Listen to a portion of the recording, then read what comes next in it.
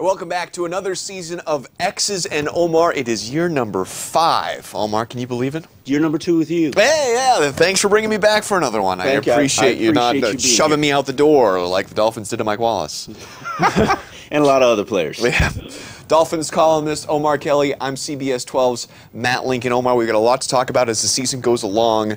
Let's start with, we've seen the Dolphins for one game, a 27-10 loss at Chicago.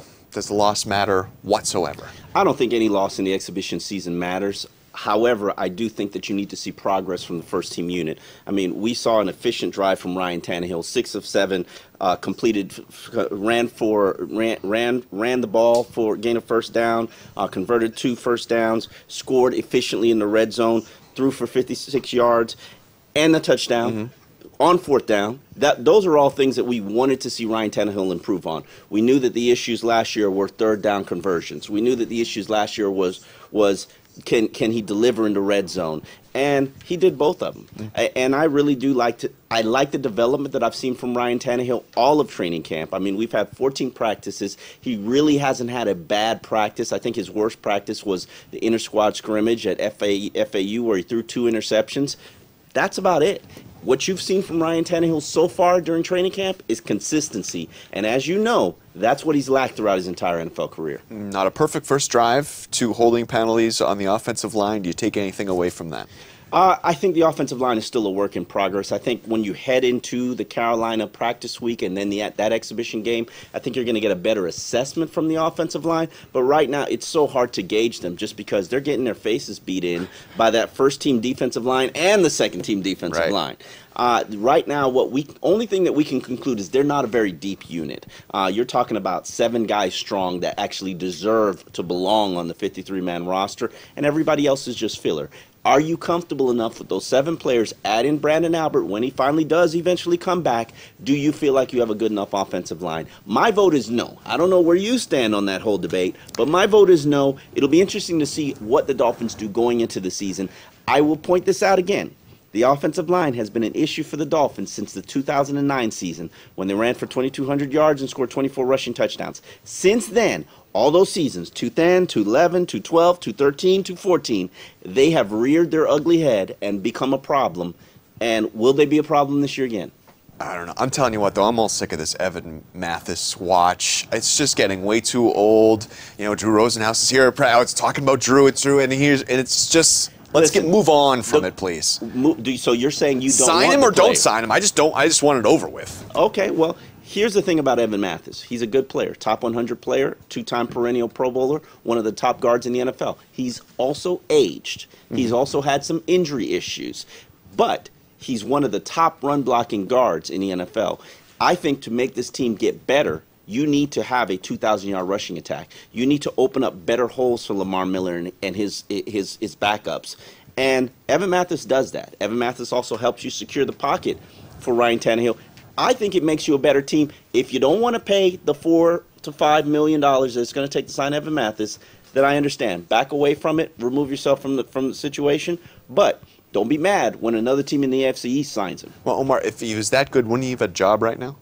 Certainly. You have a very valid point, but to some of these, he walked away from $11.5 million.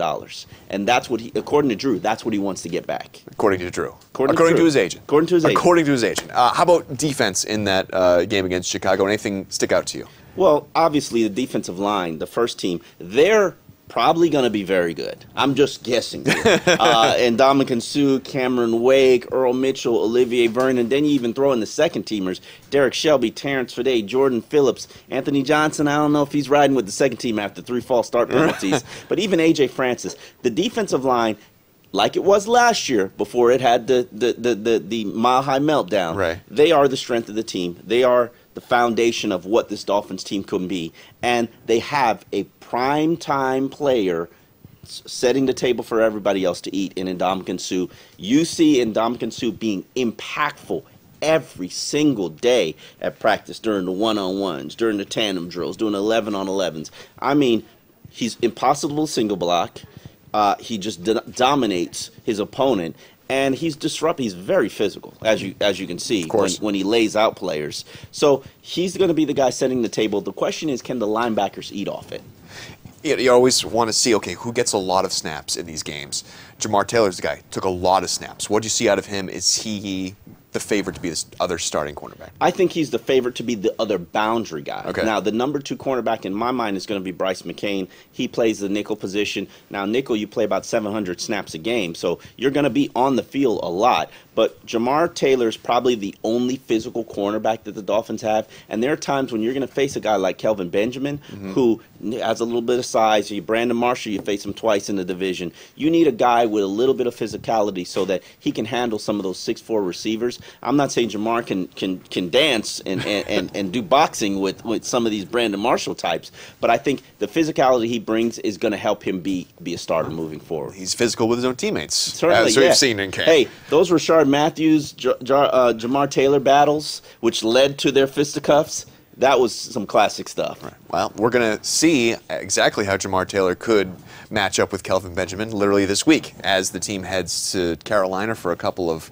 practices against a different team. What can this add to the Dolphins being able to practice against the Carolina Panthers for a couple days? They say joint practices are the best gauge for evaluating the team, evaluating players. And here's the thing you got to understand. The Dolphins have had 14 practices against themselves. You don't think by now Rashard Mathis knows Jamar Taylor's moves and Jamar Taylor knows Rashard Mathis' moves? Oh, we have 2 minutes. 2-minute warning. Listen, it is going to progressively help you get better because you're not practicing against a team where you know their offense. You're not practicing against an opponent where you know every trait that he has. You know what he's not good at. So it should help you have a better evaluation so you can evaluate your 53.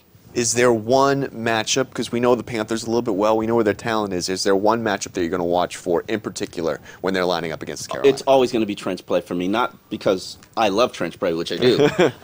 It's just I need to know if this Dolphins defensive line is really that good or if this offensive line is really that bad. And now that you get to see them match up against the defense versus Carolina's offense and Miami's offense versus Carolina's defense, you're going to get a fairly good assessment of what's happening and where you are from a depth standpoint. Usually whenever you're talking about I want to see if this is that good or that's that bad, it's usually somewhere in the middle. And that might be the case with these two units. Certainly might be the case with these two units. I think Ndamukong Suh is going to help Billy Turner get better. Billy Turner's struggled, but he struggled against Ndamukong Suh. Who's not going to struggle against Ndamukong Suh? Now, the question is, will he struggle against Star Latoto, whatever? Star Latulele. Star Latulele. Will he struggle against Star Latulele, who's, I've heard he's battling some injuries? Hopefully the Panthers are healthy enough to give you a good semblance of a respectable first-team defensive line.